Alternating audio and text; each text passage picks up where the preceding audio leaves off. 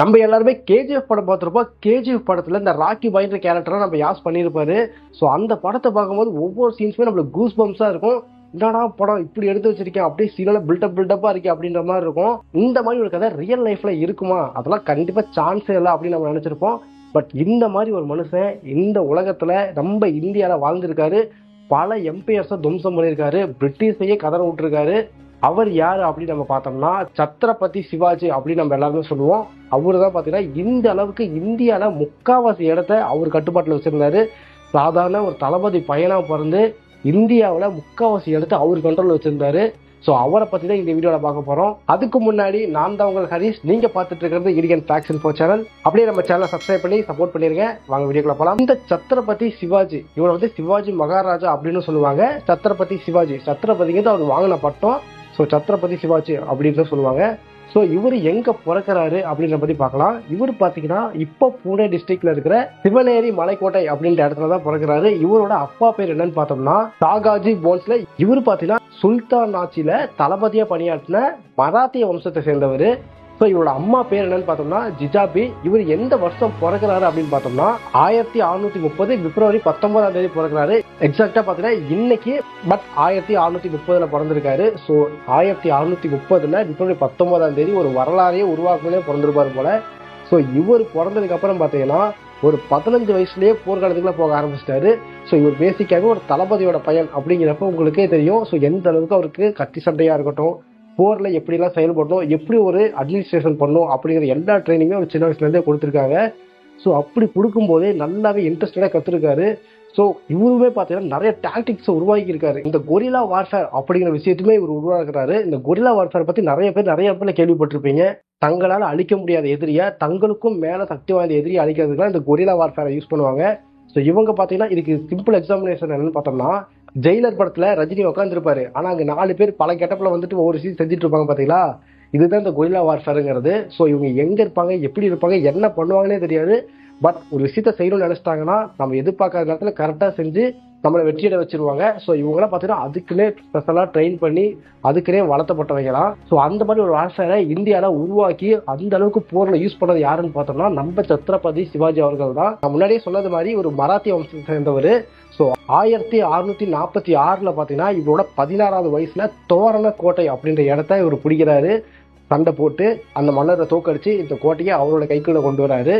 So அப்படி கொண்டு வரதான் பார்த்தீங்கன்னா மராத்தியா எம்பையரோட ஸ்டார்டிங்கா இருக்கு. இப்போ பிள்ளையார் சொல்லி போட்டு இப்போதான் ஆரம்பிக்கிறாரு எக்ஸ்பேன்ஷனை. ஸோ இப்படி அவரு அந்த கோட்டை கைப்பற்றினதுக்கு அப்புறம் நிறைய எதிரிகள் அவருக்கு உருவாயிட்டாங்க. அது ஏன்னு பார்த்தோம்னா, என்னன்னா சின்ன பையனா இருக்கா இவன் வந்து ஒரு ராஜாவையே தோக்கடிச்சுட்டு இந்த கோட்டையை கைப்பற்றிட்டானே. ஸோ அப்படிங்கிறப்ப பக்கத்துல இருக்கிற எல்லா ராஜாவும் எப்படி பயப்படுவாங்க. இப்போ நார்மலா பார்த்தீங்கன்னா ரஷ்யாவுக்கு உக்ரைனுக்கு சண்டை நடக்குது. பட் இதை பார்த்து யூரோப்பியன் கண்ட்ரிஸ் எல்லாருமே பயந்துகிட்டு இருக்காங்க.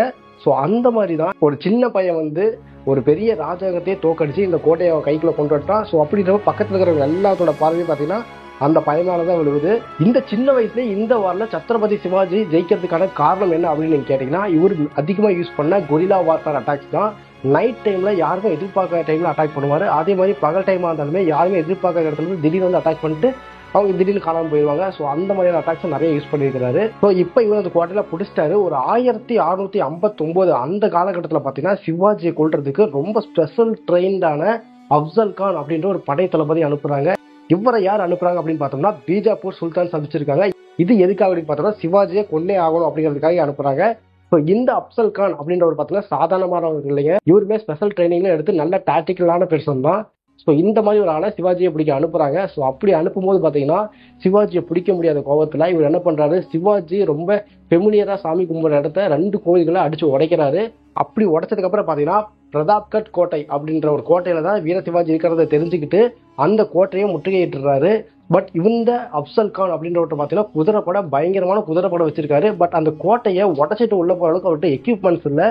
ஸோ 2 மாசமா கோட்டைக்கு வெளியவே பார்த்தீங்கன்னா குதிரைப்படையை வச்சுட்டு ரவுண்டு போட்டாரு.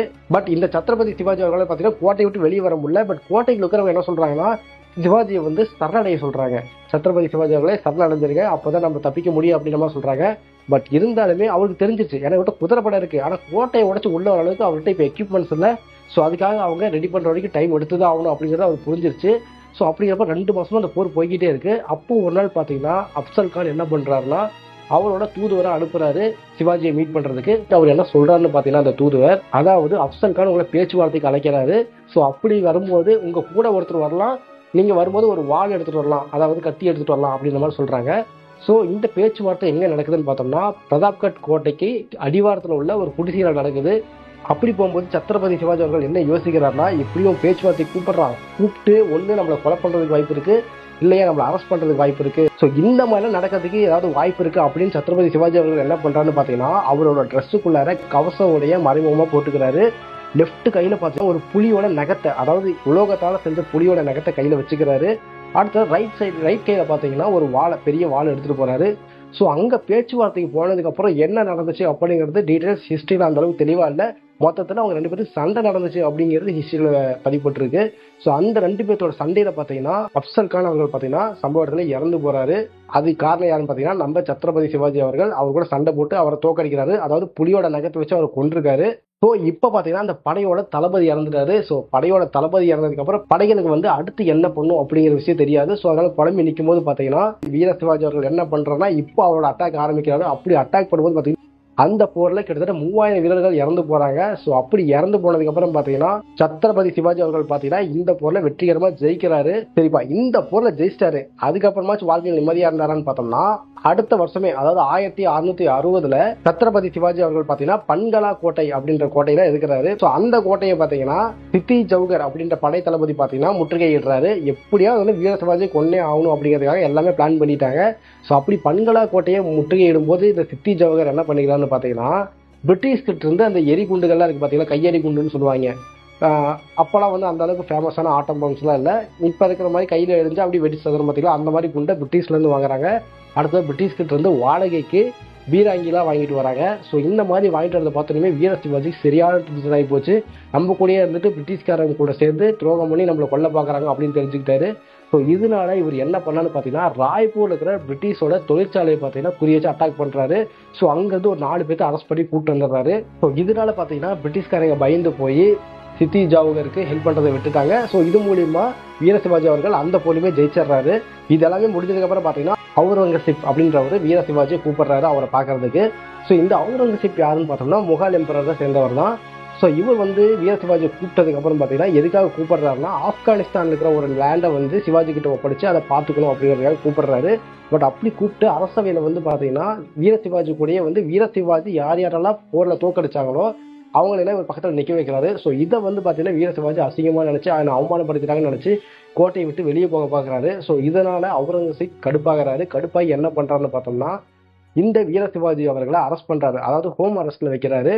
வீர சிவாஜி அவர்களையும் அவரோட பையனையும் அரசுல வைக்கிறாரு. இதுக்கு யார் இன்சார்ஜ்னு பார்த்தோம்னா ராம்சிங் அப்படின்ற ஒருத்தர் இன்சார்ஜா போடுறாரு. ஸோ வீர சிவாஜிக்கு ஒன்று புரிஞ்சிச்சு, நம்ம வீட்டு காவலில் இருக்கோம், வீட்டு காவலில் இருக்கும்போது நம்ம உயிருக்கு உத்தரவாதம் இல்லை. பட் அவுரங்கசீப் உயிருக்கு உத்தரவாதம் இருக்கு அப்படின்னு சொல்லிட்டாரு. பட் இருந்தாலும் இவங்களை நம்ப முடியாது, நம்மளை கொன்றுவாங்க அப்படின்னு அவர் யோசிக்கிறாரு. ஸோ இதனால என்ன பிளான் பண்றாருன்னு பார்த்தீங்கன்னா வீட்டுக்குள்ள இருந்துகிட்டு அவரோட வீரர்களை பார்த்தீங்கன்னா அவங்களோட தாயகத்திற்கு செல்ல சொல்லிடுறாரு. ஸோ சொந்த ஊருக்கெல்லாம் கிளம்பி போயிட்டாங்க. இப்போ பார்த்தீங்கன்னா வீர சிவாஜி அவரோட பையன் மட்டும்தான் அந்த வீட்டு அரஸ்ட்ல இருக்காங்க. ஸோ அப்போ வீர சிவாஜி என்ன ஆக்ஷன் பண்றாருன்னு பார்த்தீங்கன்னா அவருக்கு உடல்நிலை சரியில்லாத மாதிரி ஒரு ஆக்ஷனை போடுறாரு. ஸோ அப்படி ஆக்ஷன் பண்ணிட்டு இருக்கும்போது பார்த்தீங்கன்னா எல்லாம் நம்பிடுறாங்க. அடுத்ததாக பார்த்தீங்கன்னா எனக்கு உடல்நிலை சரியில்லாமல் போச்சு, இதுக்கெல்லாம் நான் பண்ண பாவம் தான் காரணம், இந்த பாவத்திலிருந்து தப்பிக்கிறதுக்கு நான் மக்களுக்கு இனிப்பை கொடுக்குறேன், பிராயச்சித்தமாக இனிப்பை கொடுக்குறேன் அப்படின்னு சொல்லி கூட இனிப்பை கொடுக்குறாரு. அப்படி கூட இனிப்பை கொடுக்கும்போது ஒரு கூடையில வீர சிவாஜி அந்த இனிப்புகளை ஒளிஞ்சுக்கிறாரு. இன்னொரு கூடையில பாத்தீங்கன்னா வீர சிவாஜியோட பையன் அவர்கள் பாத்தீங்கன்னா இந்த கூடைகளை உட்காந்துக்கிறாரு. ஸோ அதுக்கு மேல ஸ்வீட்ல அடுக்கிடுறாங்க. ஸோ இப்படி பாத்தீங்கன்னா 2 பேருமே கூட மூலியமா தப்பிச்சு போயிடுறாங்க.